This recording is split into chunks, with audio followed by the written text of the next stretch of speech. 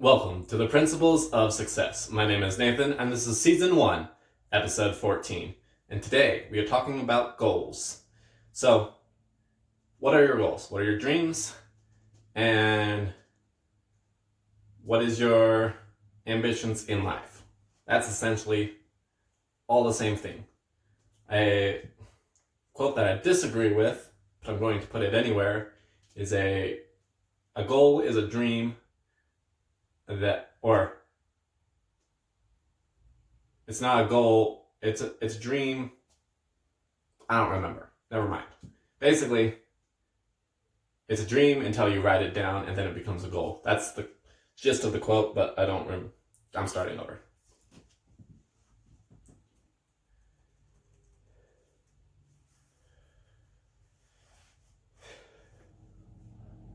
Welcome to the Principles of Success. My name is Nathan, and this is Season 1, Episode 13. And today we are talking about goals and a couple other things. But what are your goals? What are your dreams? What are your passions? Back to your vision. What do you want to accomplish in this life? A goal is a dream that you have written down. I don't fully agree with that quote because I have lots of goals that I don't have fully written down, but they are long-term goals, which I'm going to talk about in a little bit, that are super long, super big, that as of right now I'm keeping them vague because I don't even know what I need to know, back to learning, to be able to properly format that goal. And I'll talk about formatting in a little bit too. So, your first homework for today is write down your goals. What do you want out of this life? What do you want to achieve in this life? What does success mean to you? What do you want to accomplish? Write those down. I typically do 8. I don't know why. That's kind of just how I ended up doing it. And generally, just some categories of goals that you can have is health goal, fitness goal, social goal, work goal, relationship goal, happiness goal, new skill goal, long-term goals, short-term goals. All of those are different. And you don't have to do all of them. You can just select a different couple ones. And back to action, the small plate and the large plate, the main course principle. When you set your goals, prioritize which ones are the most important ones to you. As of right now, podcast is one of my most important ones. I'm making sure that I get it done. Even if sometimes, like a couple weeks ago, the episode was only a couple minutes long because I somehow lost that episode. I don't know what happened to it. I don't even remember what I talked about. But that episode got lost, so I recorded a quick couple minute episode and just uploaded it. And so, when you set your goals, make sure that you prioritize which ones you want to achieve. Which ones are most important to you. Which ones best help you get to your vision in life. What does your ideal life look like? Write that down. Figure out what you want your life to look like and what you need to do to get to that point. That's the same principle for any goal. What do you want? What are the steps to get there? And that goes into planning. A goal is a destination. A plan is how you get there. So, break down your goals. Figure out your monthly goal, your weekly goal, your daily goal. If you hit your daily goal, you're going to hit your weekly goal. If you hit your weekly goal, you'll hit your monthly goal. If you hit your monthly goal, you'll get your yearly goal. It's not that hard, but also make sure that your daily goal is achievable. Quote I love from Tony Robbins is, we overestimate what we can do in a year. We underestimate what we can do in a decade. So when you set your daily goals, make sure that they're realistic. Back to the book part, I set a goal for 300. That's realistic. It's about max an hour of work for me. Usually. Some days it's harder, some days it's easier, but usually I average about 300 words per hour. However, again, it's not one of my priorities, so that goal gets sidelined a significant amount of the time.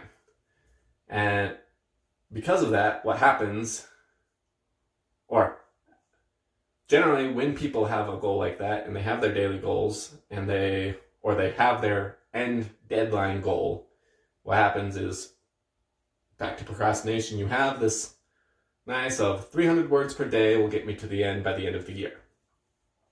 Well, when you miss that, there's two different things that happen. Either you postpone your deadline, or you try to make your daily goal bigger and bigger and bigger. And when you do that, one or two things happens. Either you get really stressed out because you're trying to accomplish, you're biting off more than you can chew, or other things fall by the wayside because that actually becomes your priority. So back to the book example, I am personally just keep pushing the deadline away because I'm not bound by any contract or thing like that to set that deadline. And because it's not a priority, and nobody's dying for me to get it out there yet, I can do that. But if you do have goals that have deadlines and you do miss those days, it's going to slowly get worse and worse. So it's important to be consistent, which we'll talk more about in depth next month. So be consistent with your goals. Set realistic goals. However, set big goals. A small goal does not inspire you. A big goal does. Another quote I really like is, I would rather you aim for the moon and miss than, I don't remember the last part of the quote, but another one is, if you aim for the moon and miss, you'll at least land among the stars. And that's a great quote too.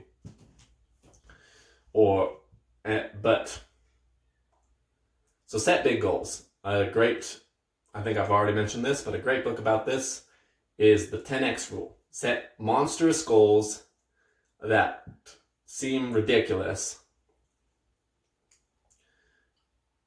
but if you achieve them, but the goal itself, you don't even have to achieve the goal itself. The setting of the goal is the motivation for itself. Now, don't set goals that you don't believe you can actually accomplish. Back to hope. If you don't believe that you can achieve that goal, then your brain is not going to give you the energy that you need to put in the action to achieve that goal. So make sure when you set the goal that you believe you can actually do it. If you don't believe that you can achieve that goal, you're not going to do it. Pretty simple, black and white kind of thing. But if you set it too small, then you're not going to really care if you achieve it or not. So this is a great example of the law of contradictions. And success on the surface seems like, I'm going off on a tangent. Success on the surface seems like it's full of contradictions. Set big goals, but not too big goals. Don't set small goals. But I want to talk about the low bar, high bar today as well. set daily goals, but don't get stressed out when you don't achieve those daily goals. But make sure you achieve those daily goals, because if you don't achieve those daily goals, you're going to miss your yearly goals. All of it seems contradictory, but hopefully when you really sit and ponder it, it makes sense. Because all of it's true, and the truth lies somewhere between the two extremes. And the problem is that point in between the two extremes is different for every single person. So set big goals, but not too big. Don't set small goals, because then they won't inspire you. But also set goals that have a low bar method to them, so that way, even when you're tired and you don't want to do it, you'll do them. Anyway, back to big goals. Some example of my big goals is I want to scale my marketing agency up to 20 million in revenue. That is way, way far out there, to the point of ludicrousy. However, I broke it down, and I know exactly how many clients I need to achieve, how long it will take me to achieve that. But because I didn't set a deadline for it, I'm not stressed about it. And in fact, that's another example of a contradictory thing with goals. SMART goals is a great thing. I don't remember what the actual each step for the SMART goal is off of the top of my head, but the T in SMART is time, and they recommend setting a time-bound goal. However, if it's something super big and super life-pursuing goal, don't set a time-bound goal for that, because all that's going to do is stress you out, make you miserable. Great example of this that a lot of people seem to do is being a millionaire by 30. And I will admit, that is actually one of mine. However, am I going to be sad if I don't get millionaire by 30? No, not really. If I get millionaire by 40, I'll be fine. If I get millionaire by 80, I'll be fine. So that's another example of contradictory goal advice. Putting a time bound on it when it's something big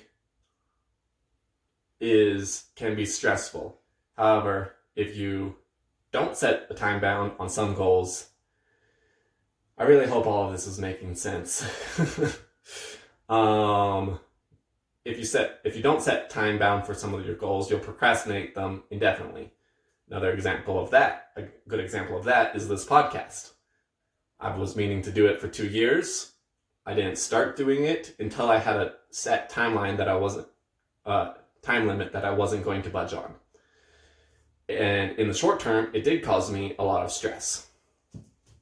So, depending on what your goals are, decide whether they will benefit from a time limit to them or not. And back off of that tangent, back to big goals. Set the big goals. Set goals that will take your entire lifetime to achieve. But also set smaller goals. Set yearly goals that build up to your vision in life. So, writing the fiction books, I don't particularly enjoy writing that much. However, I do love fantasy and entertainment. And one of my big monstrous goals that I'm not even sure I will bother pursuing is a goal to have a entertainment company, a gaming company. Well, board games, card games, video games, possibly movies, and all of that is my progress towards that is me writing fictional books. I want to do motivational speaking, and this podcast is one of those steps towards that, because A great way to improve your motivational speaking skills, or just your speaking skills, is to record yourself and see just how terrible you are in reality. Because nothing is harsher than seeing yourself in a recording and realizing that you suck. In fact, I got a little bit discouraged. Heck, I still get discouraged every time I edit these, if I'm being honest. So make sure that your goals all contribute to your vision, but they don't necessarily have to. I hope all of this is making sense, because I'm just going off on tangents all over the place. Make sure that your goals contribute to your vision, but they don't necessarily have to contribute to your thing. But generally, you won't set goals unless it contributes to your vision. Like, for instance, or actually, that's where hobby and goal comes in differently. A goal is pursuit of your vision. A hobby might not necessarily be in line with your vision, but you do enjoy it. However, a lot of hobbies are goals in disguise. Like, for instance, I enjoyed carpentry. I made a couple tables in the past, and that was just a hobby. However, one of my goals is to flip houses eventually, and carpentry skill will be useful for that.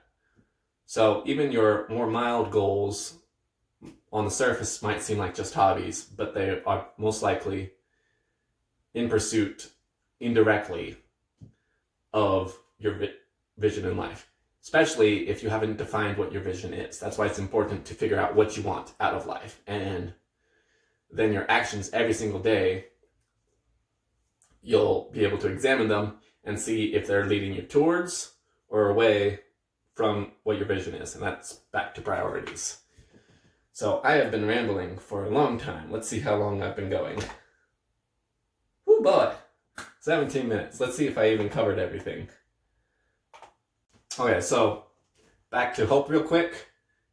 Keep that long-term perspective, because you're going to fail at your goals a lot, and it's really easy to get discouraged. So if you remember that everything that you're in pursuit of is for your long-term vision, then it's easier to take those ones on the chest. But also remember that the goal is the destination when, or let me try and figure out how to phrase this. So you have your vision, your end goal.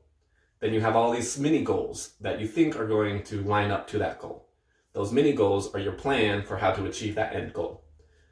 Just remember, when those goals fail, and a lot of them will, it is not the only route to your vision. Make sure that you keep that in mind, because if you don't keep that in mind and you think that this smaller goal, when you don't achieve that goal, means that you're never going to achieve your big goal, is when you lose hope. But there's a million different paths to that goal that you have.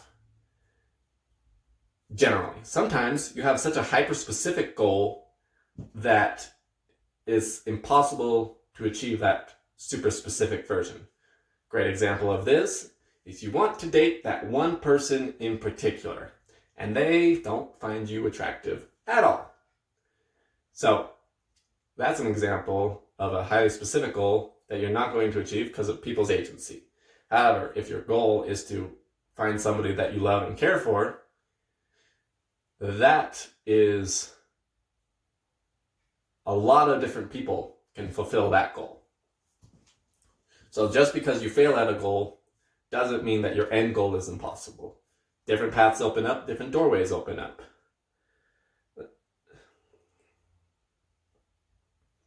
So just focus on the journey, focus on trying to get those end goals, and don't sweat when a smaller goal fails and when you're not as good at what you think you were going to do turns out. Don't sweat when it takes longer than you expect. Because generally, people are terrible at judging how long things will take. And keep formulating new strategies. When one thing fails, calculate and figure out how to go about it a different way and keep working at it. Don't get discouraged, keep hoping, and keep pursuing that vision. I'm going to end that there because I probably went way into overtime this time. And I will see you all next week.